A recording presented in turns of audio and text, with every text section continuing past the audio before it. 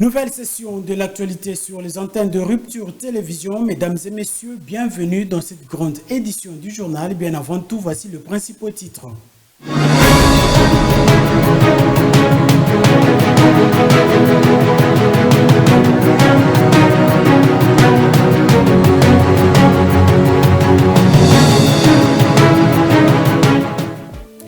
À la une de l'actualité, à l'occasion de la rentrée judiciaire ce mardi 15 octobre 2024, le président de la Cour de cassation a dénoncé devant le président de la République, Félix Tshisekedi, et le ministre de la Justice et garde des Sceaux, Constant Mutamba, que les magistrats ont besoin d'être aussi couverts par la présomption d'innocence en rapport avec les discours populistes qui leur vilipendent sur les réseaux sociaux.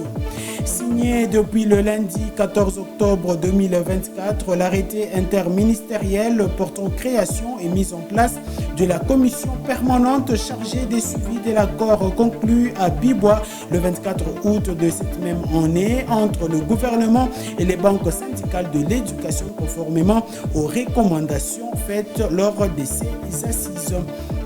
Les responsables de l'OVG affirment que cette nouvelle éruption sur Nyamunga-Ira, qui intervient moins de 2 ans après une autre, ne présente aucun risque immédiat pour le village, pour la ville de Goma. Il précise néanmoins que les images prises par les satellites montrent que le coulée de l'AV distingue surtout critères de Nyamunga-Ira. Le développement, c'est tout de suite dans ce journal.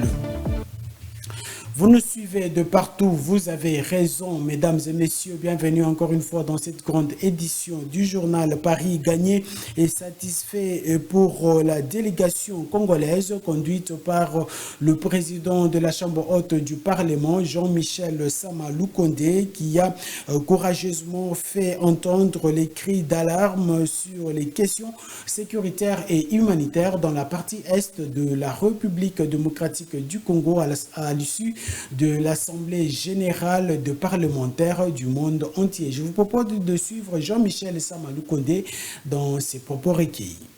Je voudrais d'abord annoncer qu'à cette 149e session et assemblée parlementaire de l'UIP, la République démocratique du Congo a tenu à être présente, car dans son rôle de diplomatie, à côté de celle du premier diplomate du pays, qui est son Excellence Félix-Antoine Tshisekedi Tshilombo, porter la voix de la République démocratique du Congo sur la thématique qui avait été annoncée, notamment les sciences, les technologies et l'innovation.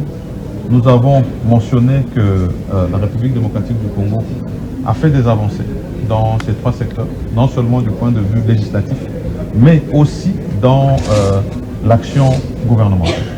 Et nous avons mentionné que nous sommes partie prenante et des acteurs surtout sur ces questions de l'intelligence artificielle, parce que nous participons du point de vue de nos minéraux à tout ce qu'il y a comme avancée technologique. Et nous sommes parmi les plus grands producteurs justement de ces principaux minéraux. Et nous avons tenu à mentionner que notre contribution serait encore plus appréciée si la question de la paix et de la sécurité en République démocratique du Congo est rencontrée. Parce que comme vous le savez, à l'est de la République démocratique du Congo, nous avons encore des bruits de bottes, mais surtout un grand nombre de déplacés. Nous avons actuellement la plus grande crise humanitaire, avec plus de 4 millions de nos compatriotes qui sont en dehors de chez eux, des mamans, des enfants. Et donc leur cri ne peut pas rester muet. Nous devions porter la voix de la République démocratique du Congo sur cette question sécuritaire. Et donc le Sénat et l'Assemblée nationale ont uni leurs voix pour que ce plaidoyer soit entendu. Et ici, on va retenir que l'Afrique a aussi un mot à dire sur les crises dans le monde. Et sa voix doit être entendue. La crise que nous connaissons en République démocratique du Congo dure depuis plus de 30 ans et a fait sur la durée plus de 10 millions de morts. Et c'est important que sa voix soit entendue au même titre que les autres blocs qui se sont présentés de par le monde.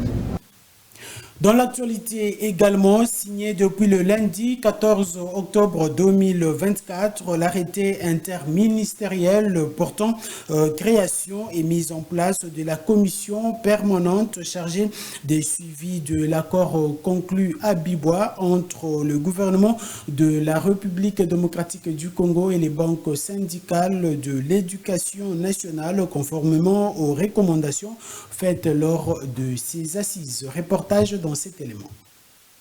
Dans la nuit de samedi 24 août 2024, s'étaient clôturés les travaux de la commission paritaire gouvernement, banque syndicale de l'éducation nationale et nouvelle citoyenneté. Parmi les résolutions de ces assises, figurait la mise en place de la commission permanente de suivi des accords. Chose faite, ce lundi 14 octobre 2024, le banc gouvernemental représenté par le vice-premier ministre, ministre en charge de la fonction publique, Jean-Pierre Liaou, le ministre d'État en charge du budget, Aimé Boji, la ministre de l'éducation nationale, Raissa Malou, ainsi que les vice-ministres des Finances et de l'Éducation nationale, a signé l'arrêté interministériel portant création et mise en place de la commission permanente de suivi des accords. En mettant tout en œuvre sous l'autorité de son Excellence Madame la Première ministre, chef du gouvernement, pour que ces cadres permanents du dialogue soient instaurés, eh bien, le gouvernement affiche sa volonté de respecter ses engagements. Avec cette signature, le gouvernement traduit sa ferme volonté de résoudre tous les problèmes des enseignants. Lors de nos assises, il a été dit, en dehors de la rémunération, il faudra que nous puissions avoir un statut particulier des enseignants et sécuriser la carrière des enseignants. Et tout cela va souvent se faire à partir de cette commission qu'on vient de signer l'arrêté aujourd'hui, qu'on vient de mettre en place. Et avec cette commission, tout va se réaliser dans peu de temps et les enseignants vont quitter l'étape là des journaliers pour que leur carrière soit sécurisée. La mise en place de ce cadre permanent des dialogues va permettre au banc gouvernemental et l'intersyndical de l'éducation nationale de pouvoir aborder à fond les questions liées à la carrière des enseignants, ainsi favoriser l'agrandissement de l'enveloppe salariale et l'amélioration des conditions socio-professionnelles des enseignants, telles que voulues par le président de la République, Félix Antoine Tshisekedi Tshilombo.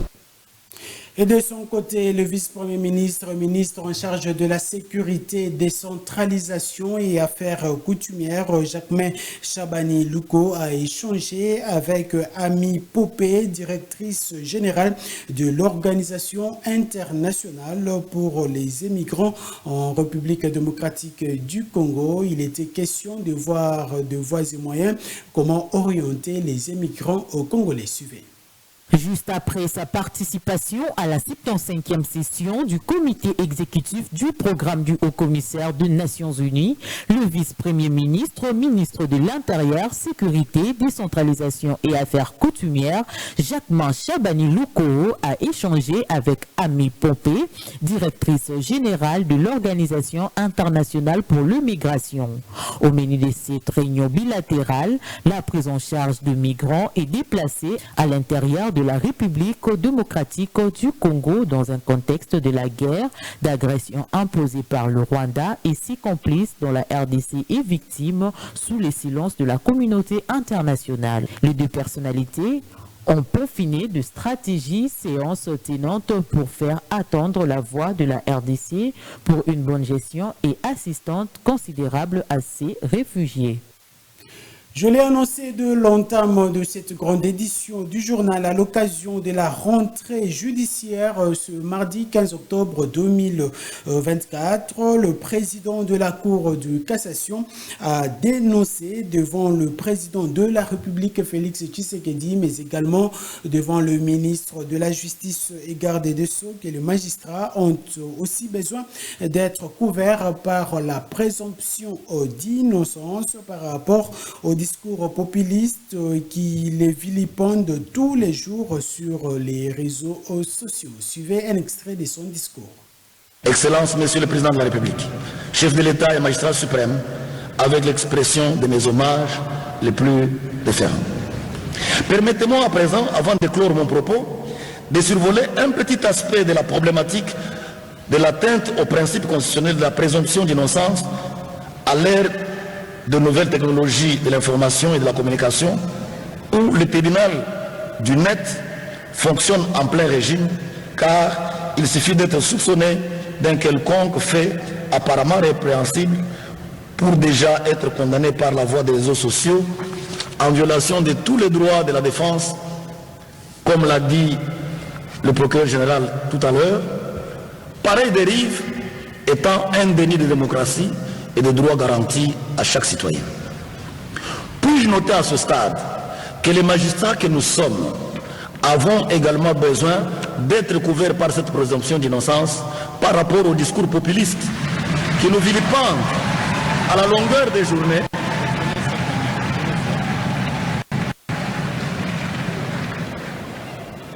Puis-je noter, disais-je, à ce stade, que les magistrats que nous sommes avons également besoin d'être couverts par cette présomption d'innocence par rapport au discours populiste qui nous vilipendent à la journée.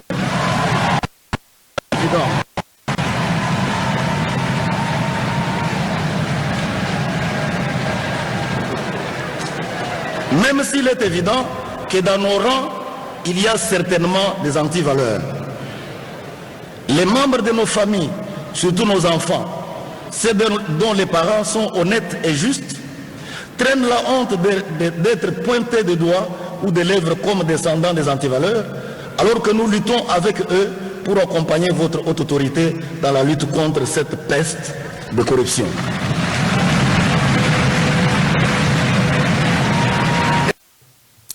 Dans l'actualité également, sommes-nous en train de vivre une guerre continuelle entre le ministre de la Justice, Constant Mutamba, et le pouvoir judiciaire en République démocratique du Congo, 24 heures après, dans un échange avec les services. Constant Mutamba, ministre de la Justice, répond aux magistrats qui pensent que tous ceux qui dénoncent les discours populistes ne précisent pas quelle loi le ministre de la Justice a violé. Ce sont plutôt eux qui doivent respecter les lois, a-t-il ajouté Constant Mutamba dans un échange avec les services au ministère de la Justice et garde des Sceaux. Un extrait. On a entretenu pendant des années tous ceux qui crient au populisme, au discours populiste, mais ne disent pas quelle est la loi que le ministre a violée. Parce que nous faisons tout conformément à la loi.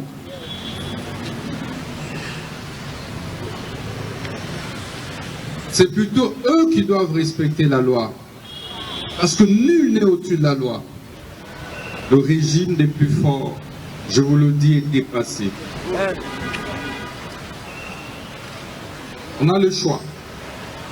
Soit de rester dans les statu quo, soit de changer le pays. Nous avons le choix. Si vous voulez, j'entre dans les réseaux et nous commençons à martyriser notre peuple. Et nous tous, nous tapons des millions comme d'habitude, des maisons ici et là, et tout quoi. Je ne sais pas. Lorsqu'ils se réunissent, tous ces réseaux mafieux, ils auraient dû avoir honte d'eux. Honte parce qu'ils ont affaire à un jeune qui pouvait aimer autant la vie que eux. Ah oui, c'est fort. Honte parce que affaire à un jeune qui a encore du sang chaud, qui devait plus verser dans les antivaleurs que eux. Et lorsque c'est un jeune qui doit commencer à leur administrer des leçons de la moralité, il y a un problème. De l'éthique, il y a un problème. Du travail.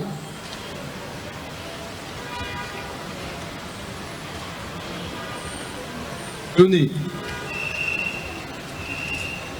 Tant que le magistrat suprême ne me donnera pas des instructions contraires, je n'ai rien.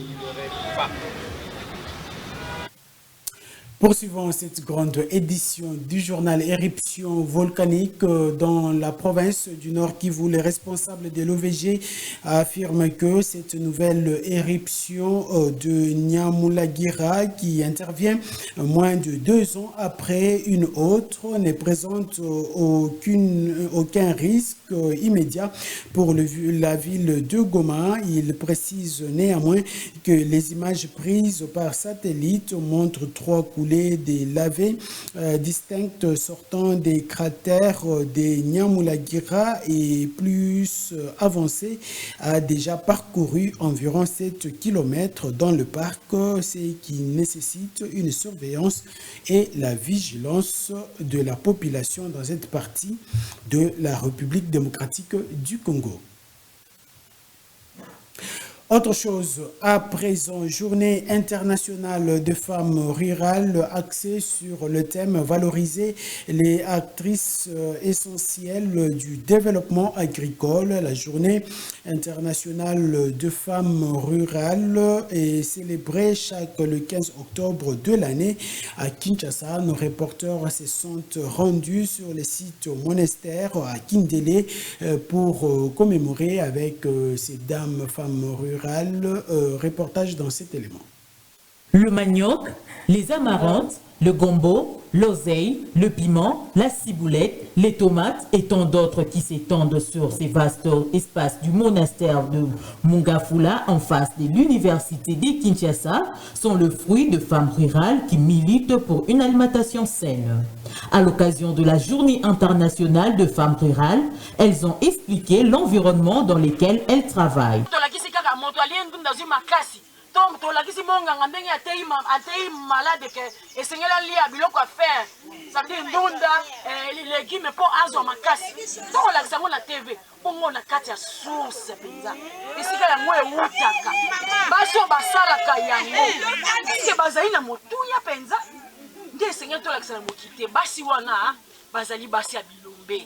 Axé sur les thèmes valoriser les actrices essentielles du développement agricole, ces femmes maraîchères en ont bénéficié.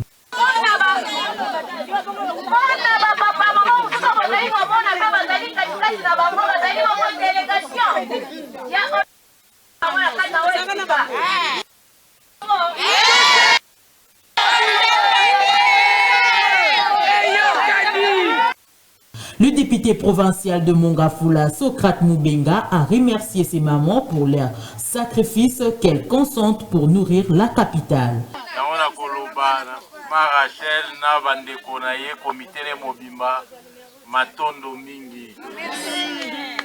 Ça me va tout droit au cœur d'avoir pensé à ma modeste personne et surtout que vous tenir compte dans le fait que le lobo vous célébrer en nanda kunangai. Ngai étant élu à Mongafula, le premier de la classe. Et Sengela qui était né va respecter protocole nenge zalaka. Balobi tozo kende na mabele oyo toko kutana ba mama. Baza ba mama na bango pe me balobi te. Habituée à travailler la terre, elle n'avait que le temps d'accueillir ses invités des marques. Après, elles ont repris leur travail. Dans l'actualité également, le médecin des services publics ont entamé une grève depuis ce mardi sur l'étendue du territoire national sur les urgences et les centres des prises en charge du Mpox. La variole de singe sont opérationnels. La grève a été initiée par le syndicat de médecins congolais qui affirme que le mouvement est bien suivi. D'ici et la Dondine, médecin à la zone de santé de Mbanzangungu, donne les raisons. Elle a été jointe au téléphone par votre rédaction. Suivez. Alors, s'il faut dire un mot en rapport avec la grève de médecins, le mot d'ordre a été déjà lancé au niveau national depuis le 14 octobre 2024 et au niveau provincial, le retard d'application est dit à l'invitation du gouverneur lancé à nos délégués syndicaux.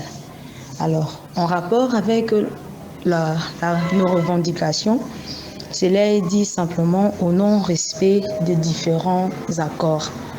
Alors, ce que le médecin exige 1. L'alignement de médecins à la prime de risque, la mécanisation de médecins au salaire, la rémunération de médecins en fonction de nouveaux grades statutaires, mettre sous statut le médecin nouvelle unité, ainsi que l'amélioration de conditions de travail. Donc, en quelques mots, c'est ce que nous pouvons dire en rapport avec la grève.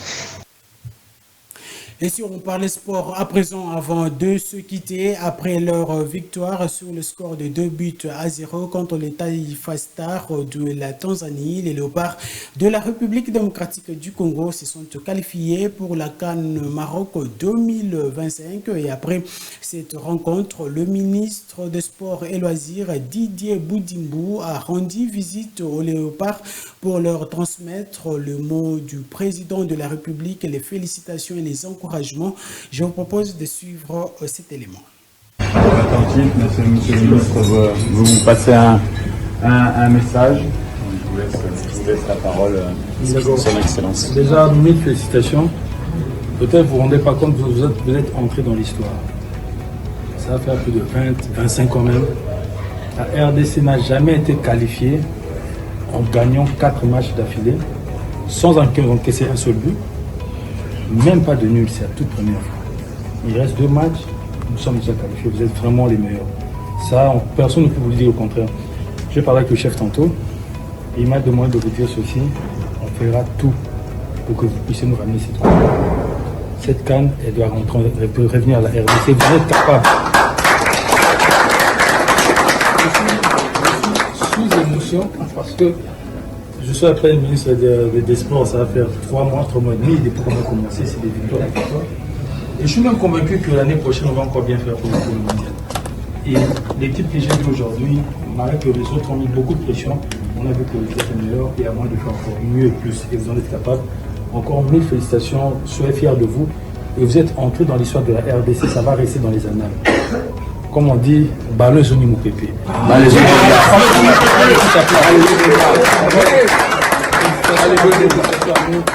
Nous sommes ensemble, merci. Et voilà, on se revoit encore très bientôt, au mois de novembre. Peut-être moi je vais jouer, parce qu'il n'y a plus de problème. Moi je peux encore sur le terrain. Parce que même si on perdait, là on est déjà passé. Donc je peux m'aligner. Hein, encore félicitations.